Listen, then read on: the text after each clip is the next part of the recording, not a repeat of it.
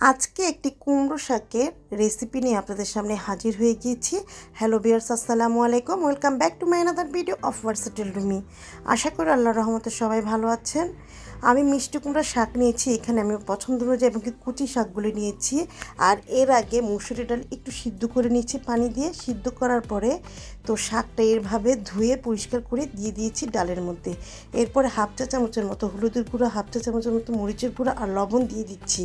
আর চুলার আঁচটা কিন্তু অবশ্যই হাই ফ্লেমে রেখে রান্না করতে হবে, কারণ চুলার যখন ছোট আঁচে রান্না করা হয় শাকের কালারটা কিন্তু চেঞ্জ হয়ে যায়। সেই জন্য যাতে চেঞ্জ না হয় সেই জন্য এই পলিসি।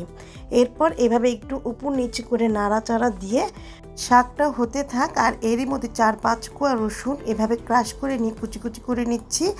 আর এইভাবে কুমড়ো শাকের রেসিপিটি আপনারা কিন্তু অবশ্যই আঞ্চলিক একটি রান্না, এবং কি এরই মধ্যে আপনি দিতে পারেন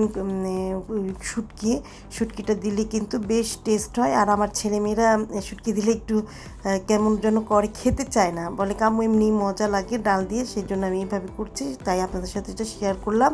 আর এইভাবে তৈরি করে দেখবেন, খুব ভালো লাগবে। মিষ্টি কুমড়া শাক যে বোঝার কোনো উপায় নেই। এরপরে 4-5টি কাঁচামরিচ দিয়ে নামিয়ে একপাশে রেখে দিচ্ছি। চুলায় একটি প্যান বসিয়ে দিচ্ছি, সরষের তেল দিয়ে ক্রাশ করা রসুন কুচি কুচি করা রসুনটা দিয়ে দিচ্ছি। যখন হালকা বাদামি কালার হয়ে আসবে, গোল্ডেন কালার হয়ে আসবে, তখন দিয়ে দিচ্ছি শাকটা একটু বাগার দিয়ে দিলে খুব ভালো লাগে। আর এটা গরম গরম ভাতের সাথে কিন্তু বেশ অসাধারণ লাগে। সবসময় তো মাছ মাংস খেতে ভালো লাগে না, এর পাশাপাশি একটু নিরামিষ হলে কিন্তু ভালোই লাগে।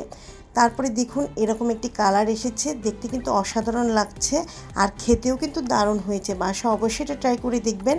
আমার ভিডিওটিতে অবশ্যই লাইক কমেন্ট শেয়ার করুন আর সাবস্ক্রাইব করে আমার পাশে থাকুন প্লিজ। আপনাদের সাবস্ক্রাইবের মাধ্যমে কিন্তু আমাকে অনুপ্রেরণা যোগাবে। আর বাসায় কিন্তু অবশ্যই ট্রাই করে দেখবেন। যে যেখান থেকে আমার এই ভিডিওটি দেখছেন তাদেরকে অসংখ্য ধন্যবাদ আমার পক্ষ থেকে। আর আমাকে সাবস্ক্রাইব করে যারা এগিয়ে নিয়ে যাচ্ছেন তাদেরকেও ধন্যবাদ।